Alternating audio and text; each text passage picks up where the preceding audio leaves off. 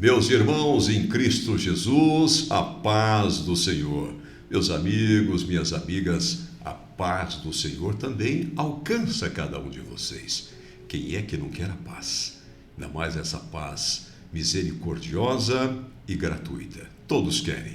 É o que nós queremos aqui pela Estação Gospel, estacionada na grande plataforma da Folha de Franca.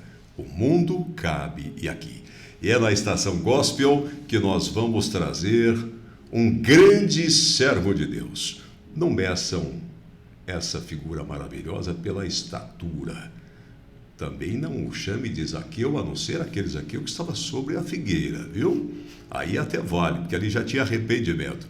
Vamos receber aqui esse presbítero querido da Assembleia de Deus, do Ministério de Franca, sob a coordenação do nosso presidente, pastor Isaac, esse presbítero que se transborda nas suas funções e, uma vez trazendo-o para vocês conhecerem já de imediato, para saber quem é que está aqui em nossos estúdios, é mais fácil depois caminhar na própria entrevista.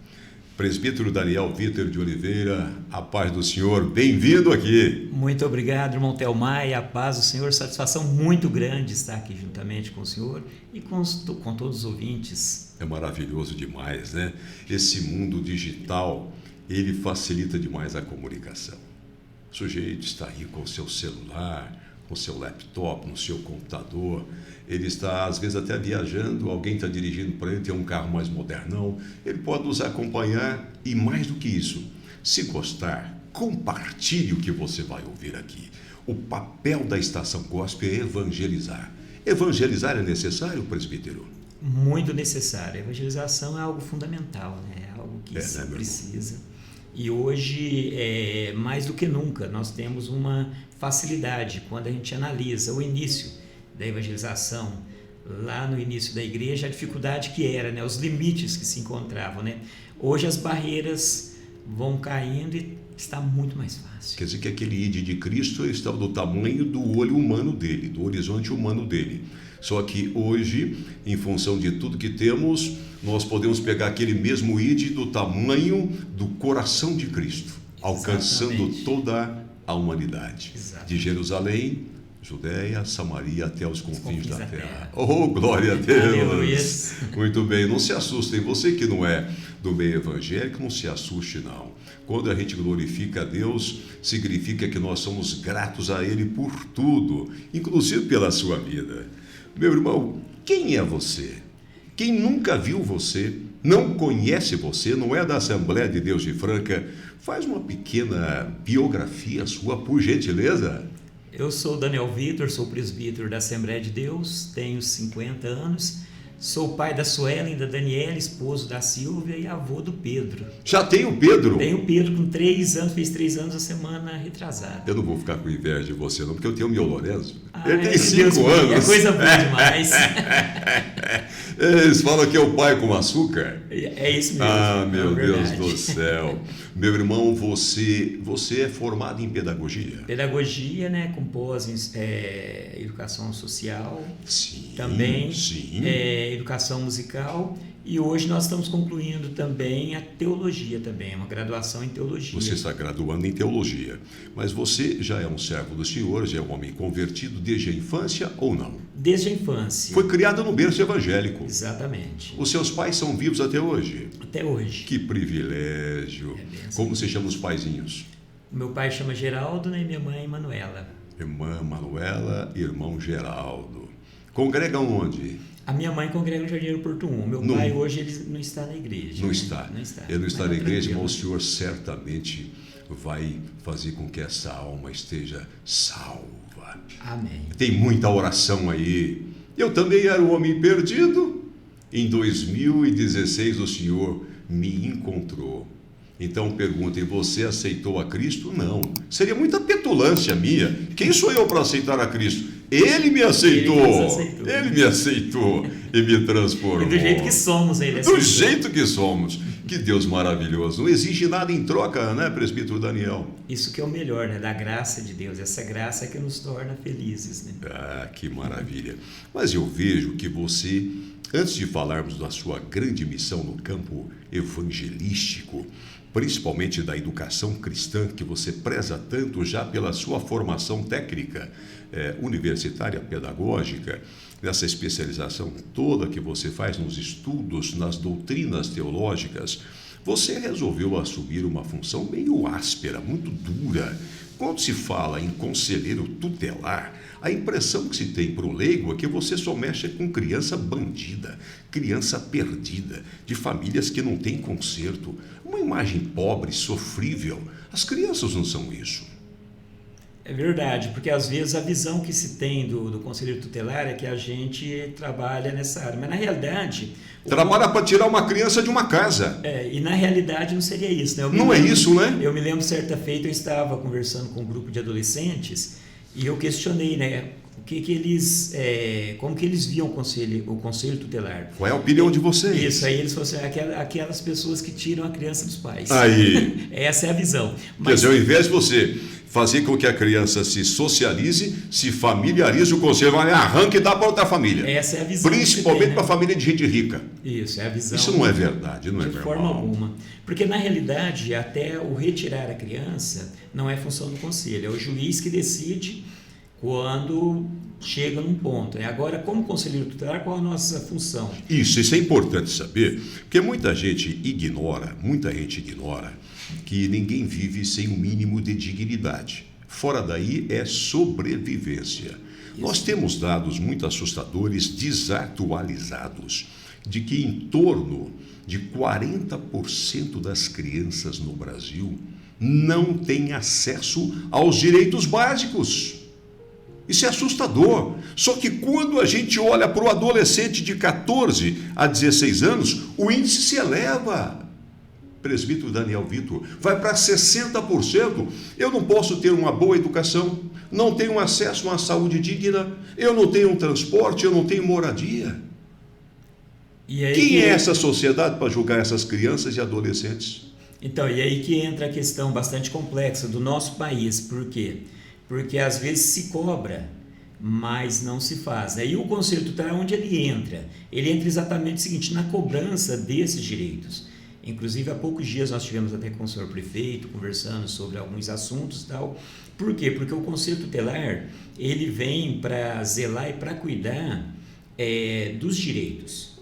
Então, nós vamos sempre analisar o seguinte... Tornar os direitos uma coisa verdadeira, efetiva. Exatamente. Tira do papel. Exatamente. O conselheiro está aí para isso. Olha, gente, vamos dar isso, porque é o mínimo para ter uma proteção integral à criança e ao adolescente.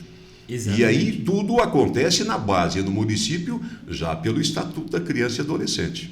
Perfeito. Quer dizer, não é o governo do Estado, não é o governo federal, todas as tratativas é com o prefeito. Exatamente. E tem um detalhe, porque sempre que a gente fala no direito, ele pode ser violado tanto pelo Estado, como pelo próprio adolescente, como ele pode ser violado pela família.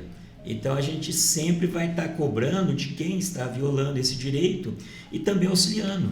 Porque existem situações também, porque quando a gente tiver a situação dos adolescentes que o senhor acabou de citar, é importante analisar que esses adolescentes, eles têm uma família. Tem uma família. E essa família, na maioria das vezes que o adolescente está nessa situação, é porque a família está na mesma situação. Está problematizada. Então, o conselheiro, ou o conselho no geral, qual a função dentro da situação?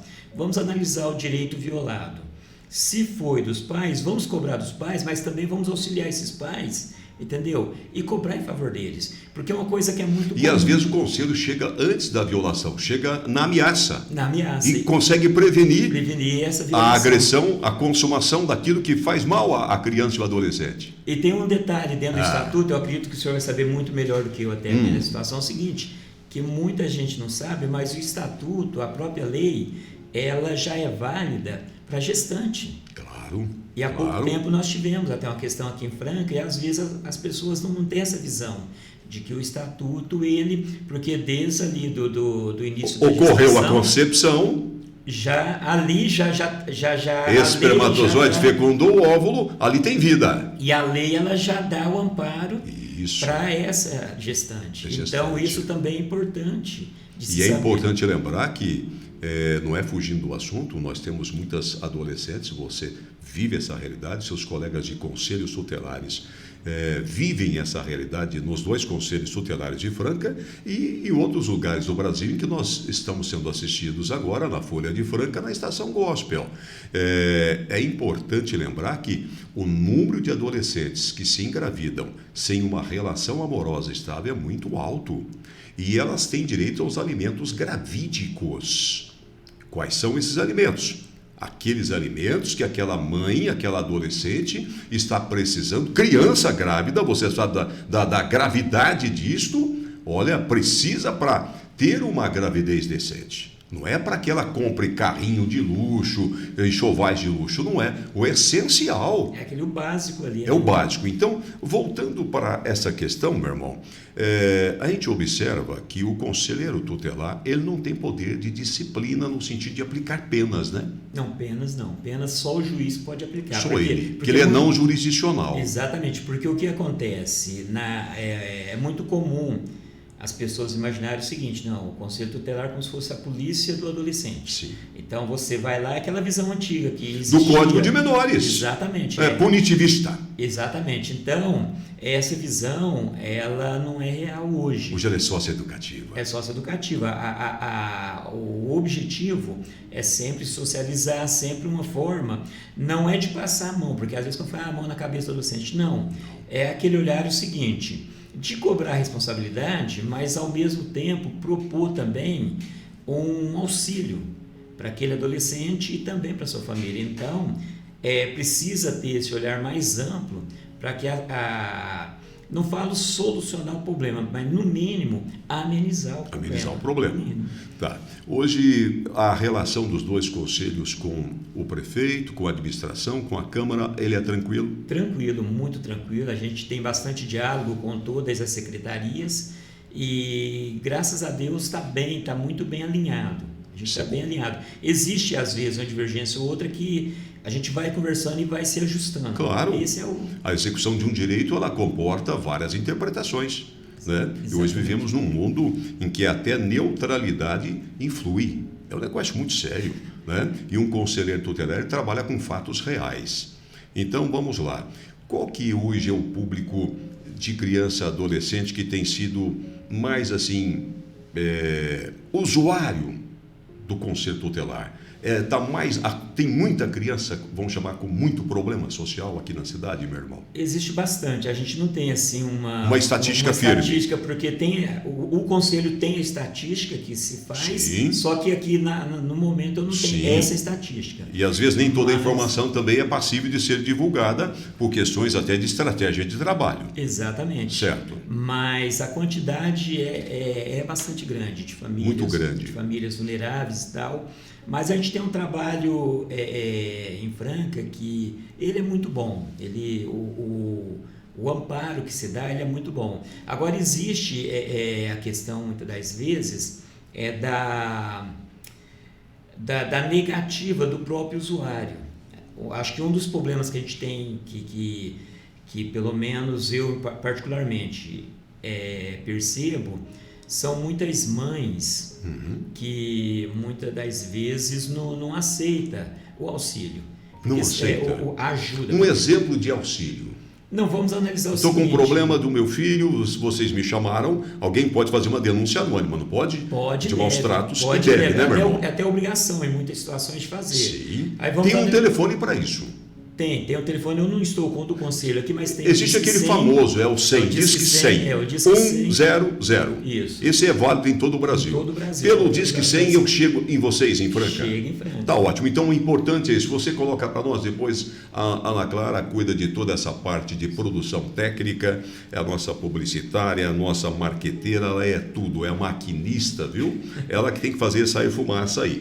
Conselho Tutelar, Disque 100. As denúncias são anônimas? Se eu fizer uma vocês não vão me entregar para os caras, não? De forma Olha, se vocês forem dedo duro comigo, hein? É um processo. Porque a gente está sabendo que uma criança está correndo riscos, sofrendo abusos, todo tipo de violência, inclusive sexual.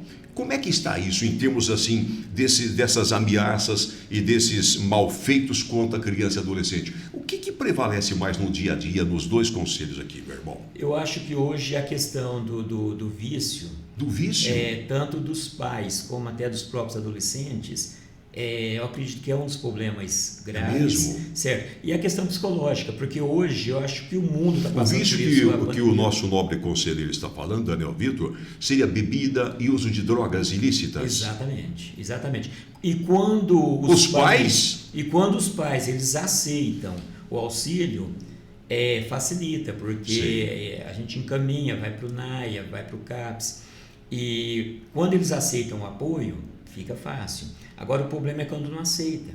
Porque mas eu quero fazer um corte aqui, espera aí. O conselheiro tutelar tem uma coisa que eu, como advogado, não tenho. O conselheiro tutelar tem coisas que muitas das autoridades, um vereador, não tem. Quer ver uma coisa? O conselheiro tutelar ele pode requisitar uma vaga escolar para uma criança. O conselheiro tutelar pode requisitar um serviço de saúde de urgência para uma criança, uma adolescente. Um conselheiro tutelar pode requisitar uma imediata ação policial porque ele está investido de poderes lá do ECA de 1990. Por que nós não utilizamos esse arcabouço, esse feixe de atribuições de poderes do conselho tutelar? O que falta para a gente é melhor conhecimento do que cada um tem que fazer.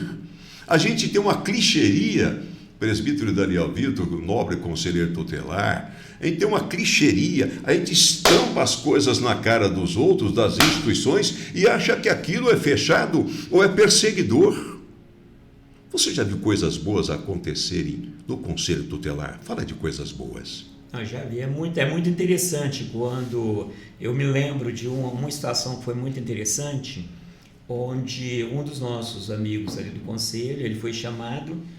E no dia a mãe estava bastante alterada e ela estava grávida na realidade e quase que agrediu até o conselheiro no dia. Aí ele fez as orientações, advertiu.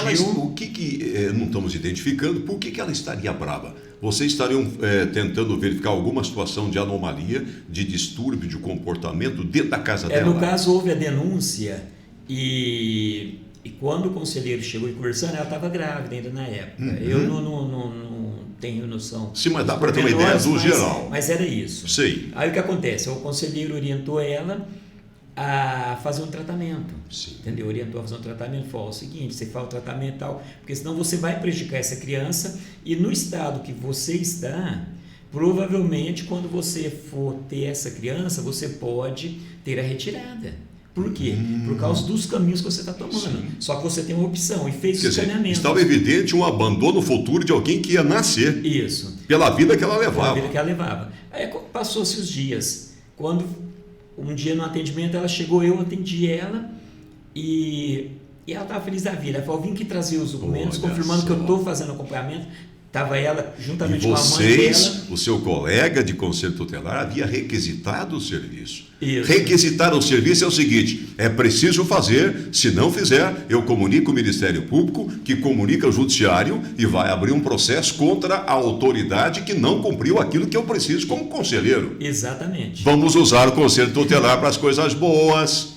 E interessante o seguinte, aí tanto no caso a autoridade, se a autoridade não cumpriu, e no caso também da própria mãe, se ela não cumpriu também o outro lado de não ter ido, né?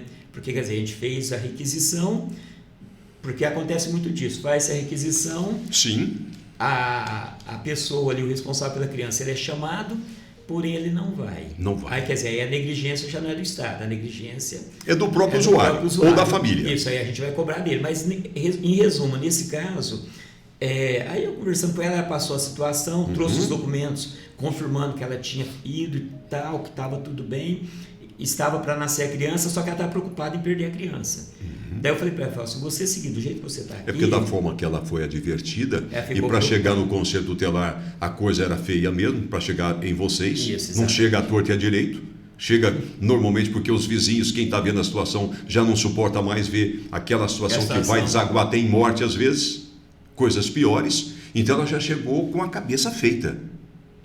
Pelo menos ela foi lá. Só que eu achei tão interessante que daí eu conversando com ela, aí depois ela brincou comigo, né? No final estava sorridente, estava feliz e tal, né? Ela falou, mas você é mais calmo do que o seu colega, você é muito legal, você é mais calmo. Eu falei, não, é a situação. Claro! Hoje você está numa situação que você deu ouvido às orientações, você não está agressivo, você mantendo assim, você está tranquilo, entendeu? Quem pegou aquela paciente, vamos chamar assim, lá atrás foi o seu colega que teve que tomar uma atitude compatível com aquilo. Aí eu peguei, aí nisso ele chegou, né? Daí a gente conversou, brincou com ela. Tal. Você imagina um pai corrigindo o filho, dando risada e contando piada? Não tem nem cabimento. Não tem, né? Cabimento. Então, aí o que acontece? Em resumo, o filho nasceu, ela está bem, ela mora junto com a mãe dela, que é a avó da criança. Que beleza. E tá bem. Então são essas situações que nos Isso deixam... vale o mandato. Vale o mandato inteiro, não vale? Inteiro. Meu irmão, mas não preocupa a gente? Será que não preocupa você que está aqui na Estação Gospel, dentro da Folha de Franca, saber que os casos de maus tratos, de abusos, de estupros e outras coisas violentas acontecem em 81% dos casos se dão dentro da casa da gente? Isso que é o mais preocupante. E o difícil nessa situação, meu irmão, é que muitas das mães, principalmente, porque normalmente é mais o pai, é tio, avô e tal. Olha que coisa, as pessoas mais de idade parece que tem uma tendência diabólica para isso. Infelizmente. Será que esse inferno aí envolve hormônios? Não é possível. É umas coisas esquecendo até o lado espiritual. É umas coisas que não tem explicação lógica. Que não tem lógica. Um avô abusar de uma netinha, de um netinho. Eu conheci um caso, meu irmão presbítero Victor, em que eu era mocinho de uns 12, 13 anos, adolescente, na pré-adolescência, em que o pai estuprou a menininha de 6 meses. O apelido dele era Pé de Cana. Nós morávamos, meu irmão, ali na Vila Imperador, numa daquelas vielas ali, os vizinhos queriam matá-lo. Como é que alguém pode ter atração sexual por um filho, uma filha de 6 meses de idade? É muito fora totalmente da lógica, do padrão. É uma desumanidade. Uma pessoa dessa é doente, psiquiatricamente falando? Só pode ser, porque espiritualmente nós não temos dúvida. Porque espiritualmente já está provado, né? Está provado, mas já está muito óbvio que não está bem. Uma pessoa, para chegar nesse ponto, não está bem. E existe a questão psicológica também, né? Que os especialistas estudam várias questões, psicológicas. Mas o certo é que nada justifica uma situação dessa. Nada justifica. Agora, o grande problema é que as mães, muitas das vezes, não acreditam nos filhos. Há poucos dias Mas o que leva a isso? Seria, por exemplo, numa segunda união, uma senhora não deu certo no primeiro relacionamento, tem lá 1, 2 filhos, e passa a ter um relacionamento com outro cidadão, com outra pessoa, e ela quer se dar bem ali. Isso que se evidencia no sentido de preservar mais o caso amoroso do que a educação dos filhos do primeiro leito? Em muitas situações, sim. Faz vistas grossas? Faz vistas grossas simplesmente para poder manter ali aquele relacionamento. E há poucos dias eu vi uma reportagem onde falava de uma situação de um menino que ele falava para a mãe que ele estava sendo abusado eu não lembro se era o pai ou avô, isso. Não lembro se era pelo pai ou pelo avô, só que a mãe não acreditava. Sim. Aí ele filmou. Meu irmão, quando você como conselheiro tutelar e os seus colegas, quando vocês ouvem a vítima dizendo para vocês ali de maneira sigilosa, respeitosa, com privacidade, não é assim que vocês ouvem isso? Até normalmente hoje, até existe, até é interessante a gente informar a população. Iniciou-se agora dia 23 a escuta especializada. Olha só. Que já facilitou, porque o conselheiro em si, ele escuta não tem... especializada. Conselheiro tutelar, Daniel Vitor, explicando para nós que é um serviço novo e como é que funciona. Então, a escuta, ela está iniciando agora, a escuta ela é porta aberta, entendeu? Sim. E todos os órgãos também vão fazer encaminhamentos, mas qualquer pessoa que de repente ouviu algo de uma criança que demonstra que ela possa ter sido violentada, normalmente a gente tem trabalhado com a saúde, com a educação, com a ação social, porque é os órgãos onde recebe muito. Claro. Mas de repente uma pessoa, um leigo, ele ouviu de uma criança, de um sobrinho, de alguém algo, ele tem essa liberdade de procurar. Está ali no Champagnat, não me recordo agora, no Champagnat não, na Secretaria de Educação, no primeiro andar. Sim.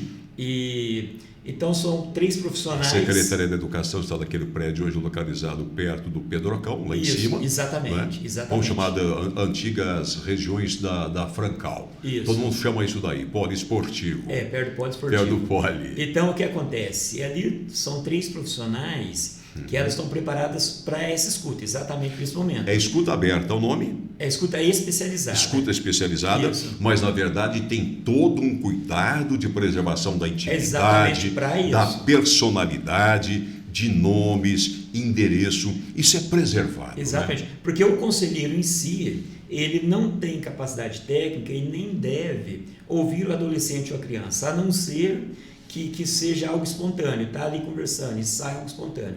Porque o responsável chegou lá, ele apontou a situação, o que o conselheiro faz? Antes a gente direcionava para a DDM, tem uma psicóloga na DDM que ela ouvia, entendeu? Já de uma forma mais simples, para quê? Para não precisar da criança falar no conselho, falar ali, falar ficar repetindo e torturando psicologicamente. Exatamente. Cada repeteco é uma dor. Exatamente. Então, a lei da escuta especializada, ela veio exatamente para isso. Olha só. Para preservar essa criança e esse adolescente. Esse é um trabalho novo. É um trabalho novo, iniciou agora. E o prefeito atual liberou isso. É o prefeito Alexandre que está fazendo isso acontecer. E graças a um trabalho do Conselho Tutelar que não deixou de cuidar das suas atribuições. E uma cobrança que vem de tempos, né? A gente vem cobrando, as coisas vão se ajustando. É a água mole. Em pedra dura, né? Vai bater. Vai bater? Até que fura. E vocês nos aturam. Meu irmão, antes de fecharmos essa parte aí, eu preciso pelo menos uns 10 minutos extras aqui, Ana Clara, para falarmos do trabalho pedagógico no campo evangélico do nosso convidado, do nosso conselheiro tutelar. Você está no primeiro ou no segundo conselho? Eu estou no primeiro. E o cara primeiro é fogo, hein? Mas não tem diferença entre o primeiro e o segundo? Não. As atribuições são as mesmas. É a mesma coisa. O primeiro trabalha em parceria. Tá, o primeiro fica onde? Fica aqui na Rua Manacá. Na Manacá. 1724. Rua Manacá, nós vamos digitar, não vamos? Rua Manacá, 1724. Aqui é no centro mesmo, na Vila Flores. Ali é Vila Flores, professor. Ali é Vila Flores, ali eu conheço. Grande amigo, doutor Olinto Santos Novaes, ele morava ali, né? E quantas vezes eu fui ali? Hoje ele está em São Paulo, um dos decanos da advocacia. O segundo, você sabe onde funciona? Ele fica ali próximo, eu não tenho o endereço. O endereço não tem problema, só para... No Moema. No Moema, ali na região do Álvaro Azul, do pronto-socorro. Eles insistem em chamar o doutor Álvaro Azul e Janjão. São 2 médicos maravilhosos e que não tem nada a ver. Perto do pronto-socorro, doutor Álvaro Azul. Muito bem. Meu irmão, eu quero encerrar essa parte apenas registrando as grandes tristezas que acontecem. Dados desatualizados dizem que nós tivemos... Só há 2 anos atrás, não tem dados compilados, de 2021, foram 50 mil denúncias formalizadas de maus tratos contra crianças e adolescentes em 2021. Olha que coisa mais terrível. 93% das denúncias envolviam agressões, ameaças contra a violência física e a integridade física e psíquica dessas vítimas. Infelizmente, é a realidade, e isso é o que entra na estatística que é denunciado. Isso, mas estima-se que, na verdade, passaram de 100 mil denúncias na prática, porque é uma questão municipal, embora a lei federal diga que todos os municípios, independentemente da população, têm que ter pelo menos um conselho tutelar, nós sabemos que, às vezes, os municípios não conseguem bancar, porque são bancados financeiramente os conselhos pela municipalidade. É o município que é responsável. Sim, na verdade somos nós, tá? Porque se fosse o Estado ou o governo federal, essa obrigação teria que ser cumprida para que o meu irmão Daniel e os seus colegas conselheiros tutelares possam dar o melhor de si para que, na verdade, aquilo que é apenas um desejo, apenas um ideal, uma norma programática, constitucionalmente falando, seja a realidade para quem mais precisa.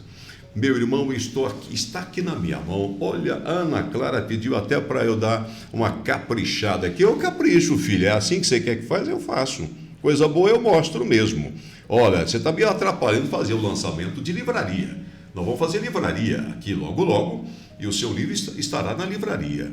Se surpreenda com a forma que nós vamos fazer os lançamentos. Então, quem tiver livros das mais variadas espécies, gêneros literários, pode mandar para nós. Primeiro, que eu sou um devorador de livros. Segundo, que eu amo livro. Terceiro, que eu adoro ler. Terceiro, se você quiser ler comigo, eu vou ler com você também. Tá bom? Não tem problema não.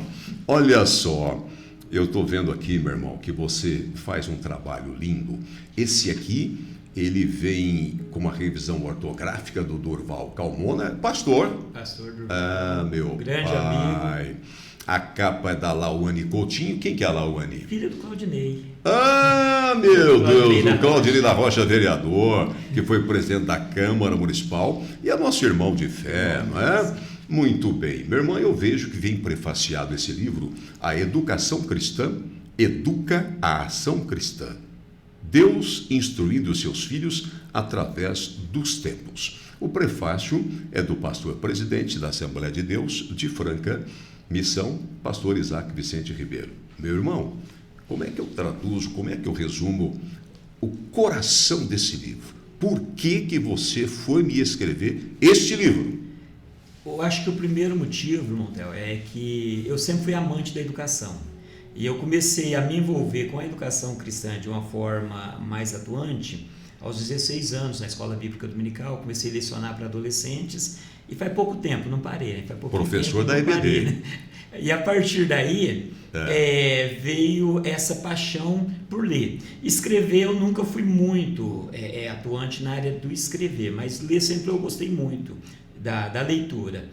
E agora... É isso que acontece com você, já aconteceu comigo. Agora eu estou começando a gostar de escrever. Escrever também. Nós dois gostávamos muito de falar e de ler, né? Falar e ler. Agora nós estampamos a escrever. Aí começa coisa maravilhosa. E aí você, pegando toda essa trajetória de vida, desde lá, já o auge da adolescência, ministrando nas escolas bíblicas dominicais, aí você resolveu falar, não, eu preciso botar isso no papel. Exatamente.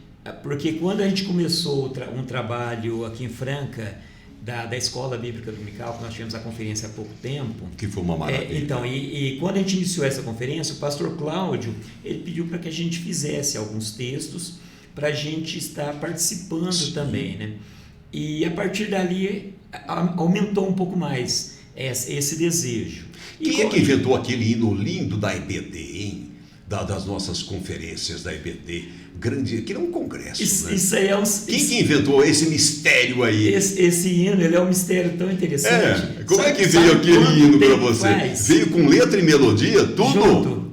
Esse hino eu comecei a cantar no meio da rua. Você escreveu e você passou a limpo. Eu saí cantando. Você saiu cantando? Esse hino foi o seguinte, um evento da Escola Dominical já há uns 27 anos, aproximadamente, lá no Jardim Aeroporto. Sim. E na época o próprio Claudinei, que nós falamos agora, ele pediu para que eu fizesse... Não, espera um pouquinho só, vamos localizar. Você é membro da nossa congregação da Assembleia de Deus, o Aeroporto 3. Isso. Você faz parte do corpo do ministério ali dos obreiros. Eu estou como segundo pastor. Segundo pastor. Gente, olha, na Igreja Católica o presbítero é padre, viu? Então, só a hierarquia aqui é que é um pouco diferente no campo evangélico, mas ele aí, com todo respeito, ele é um pastor de fato e já é o segundo pastor da igreja. Maravilha. O nosso cabeceiro ali é o pastor Israel do Carmo. Exatamente. Nós tivemos lá dia desses fazendo um vídeo, né, Ana Clara? Nós fomos lá falar sobre o forro, né? E tá ficando bonito, hein? Gente, R$80 um metro quadrado. Vocês querem doar? R$80 um metro quadrado. Aquela igreja de vocês já está bonita. É hora que botar ali os detalhezinhos, passar o perfuminho assim, passar as pomadinhas assim, que é exatamente o teto. Por que você não ajuda? Dá uma mãozinha aí. Tem gente, põe o Pix aí, Ana Clara, pelo amor de Deus, caramba. Põe aí, eu estou falando que ela não põe o Pix. Os R$80, você não incomoda de colocar o Pix da igreja do Aeroporto 3, não, meu irmão? Apesar que eu não tenho... Não, ela já está colocando, ela está ela está colocando R$ 80 o metro quadrado. Eu fiquei emocionado, volta para cá. Não, mas é muito Você bom. Você congrega lá, né, meu irmão? Então, e nós estamos ali desde quando iniciou, né? Eu cheguei ali quando na época o Montanha Pereira estava acabando de entijolar ela. Sim. Então, desde o início, estamos ali há mais de 30 anos. E então nós estávamos fazendo esse evento. Sim. E eu já tinha algumas composições, eu tenho algumas composições gravadas pela Adriana Viane e outros cantores. A gente tem algumas composições, mas com o tempo a gente parou de Você compor. É um crente fuçado. A gente mexe um pouquinho de cada coisa. Aí o que acontece? Então a história daquele hino foi o seguinte: a gente teria um evento na nossa congregação. O Claudinei pediu para que eu escrevesse. Falou, eu quero um hino novo, algo diferente para esse específico. evento. Específico para esse evento. Sim. E passou-se mais de um mês e não saía nada. Porque compor tem um segredo. Para a gente compor tem um momento certo, tem tudo isso. Isso já é mais com Deus, né? Nós somos só instrumento, né? A gente está na mão dele. Sim. Aí o que acontece? Na véspera do evento, ainda não tinha nada. Olha e nós só. estávamos organizando a igreja, ele chegou e perguntou, e o hino deu certo? Eu falei, ainda não. Só para ver como que Deus trabalha. Ele estava colocando as faixas do evento que aconteceria no outro dia. Não tinha nem a melodia no coração ainda. Não tinha nada. Não tinha nada. Só tinha a cobrança. Só que quando a gente vai brigando e não sai nada, entendeu? É mesmo que eu chegar num poço seco, você vai e não sai água, não sai nada. Não sai. Aí ele pôs uma faixa, Escola Dominical, Envolvimento Total. Meu pai amado. Essa era a frase da faixa. Aí eu fui para casa, subi para minha casa, depois de organizar tudo. Sim. Eu já fui Escola Dominical, Envolvimento Total, esta é a nossa missão. Estudar a Bíblia, aprender de Jesus, é o dever do cristão. Eu já fui cantando. Chegou em casa, eu pus no papel. No outro dia, a gente cantou, passei para o conjunto, eu era vocalista do conjunto na época, passei para o conjunto, a gente cantou, só que a minha intenção, para ver como que Deus trabalha, a minha intenção, eu falei para os meninos, eles são prova, até alguns que a gente se encontra até hoje, eles são prova, eu falei, nós só vamos cantar hoje, sabe? Tinha uma coisa que eu não... Sem ensaio, sem nada, não tem jeito. Não, e outra coisa, eu não tinha gostado, eu falei, nós vai dar uma passada, canta hoje, e pronto. Sim.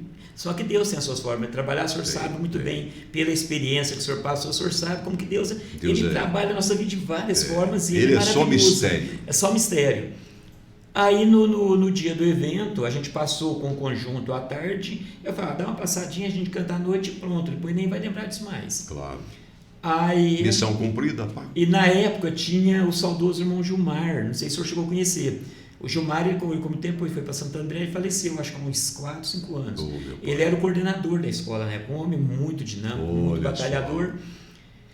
Quando acabou o evento, ele me procurou, falou, irmão, que escreveu? Eu falei, graças a Deus foi. Tá. É o seguinte, eu quero ele como coro oficial da Escola Dominical em Franca. Olha só. Aí, a partir daquele momento... Que nem coro não é o louvor oficial. Isso. Aí colocou em todas as cardenetas da Escola Dominical de Franca durante uns 10 anos quase. Puxa vida. Direto colocando. Foi para o Rio de Janeiro, na Bahia, foi para um canto, foi para o outro. E quando foi... agora, quando a gente voltou com o evento da IBD? Da IBD, eu sou muito discreto no meu canto ali, não é demagogia. Isso é da sua personalidade. Aí eu estava sentado lá, nós estávamos tratando sobre o evento, aí um irmão da Santa Cruz, um amigo nosso da Santa Cruz, falou, a gente podia cantar aquele hino que cantava antigamente na escola dominical e tal, e foi lá na frente e tal, e começou a falar, alguém sabe, né? Daí um irmão foi para o irmão Daniel cantar, né? Aí ele pegou e falou, meu irmão Daniel conhece? Ele falou, acho que conhece. Você acha que conhece? Ai, né? meu Deus. Aí a partir daí o corinho voltou à tona, começou a ser cantado novamente nos eventos. Então são coisas que eu sou muito grato a Deus. Eu sinto que esse louvor agora ele virou a marca oficial mesmo da nossa EBD. Amém. E eu tenho certeza porque quando começam já as primeiras palavras começam a ser cantadas, a igreja toda canta. É bênção de Deus e é uma coisa que eu fico muito feliz. Sim. E Deus ele conhece meu coração, não tem aquela coisa. Não tem vaidade. Deus que já que vaidade é vaidade, para que ter pequenas vaidades? Quer dizer, vaidade é aquele vazio que... Meu irmão, então vamos lá, para a gente fechar a nossa entrevista, você vai voltar mais vezes. Se eu sou um professor da escola bíblica dominical, independentemente da denominação, do meu ministério, esse livro, A Educação Cristã, de Daniel Vitor de Oliveira, que editora que é a sua, meu irmão? Fugiu agora. Não, nós vamos ver aqui depois, enquanto... Não, tá. Infelizmente eu não coloquei, depois que eu pensei no me ativo. Sim, não há problema. Não há problema porque você é uma produção independente. Independente, como é que eu faço, então? Independentemente de ministério, eu posso utilizar os ensinamentos aqui na minha igreja? Pode, deve. E nesse caso é interessante... Não tem uma tendência denominacional aqui? De forma alguma. Tá. Porque esse livro, desde do início ao final, o que eu propus, quando eu fui organizando ele, foi o seguinte, mostrar que a educação cristã ela é muito importante. E não só para educadores, tanto para pais... para o corpo de alunos também. No geral. Que eu vejo aqui que você começa abordando desde a educação dos tempos anteriores a Cristo. Exatamente. Como é que se fazia educação doméstica? Exatamente. Isso é educação judaica. Exatamente. As pessoas estão achando que está havendo novidade agora, quando no governo federal passado se suscitou a questão do home. Não é? Olha, isso é do tempo dos judeus, lá já atrás. acontecia. Aí você encerra dizendo da educação cristã na atualidade. Quer dizer, é um livro que dá para ser lido, se você for vagaroso para ler, você vai ler em 2, 3 dias. Se você for muito rápido, você lê em 1 dia e meio no máximo. Agora, se você for estudar, você vai estudar esse livro a vida inteira. É diferente de ler.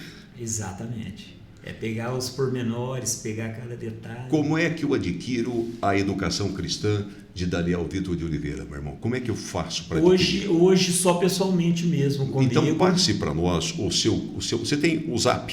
Isso, eu não chamo de WhatsApp, não. O pessoal popularizou de Zap. A Ana Clara vai anotar o Zap para adquirir este livro. E você faz chegar na mão da pessoa.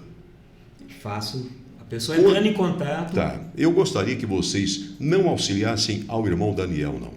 Ele não precisa disso. Não. Quem precisa é a obra de Deus.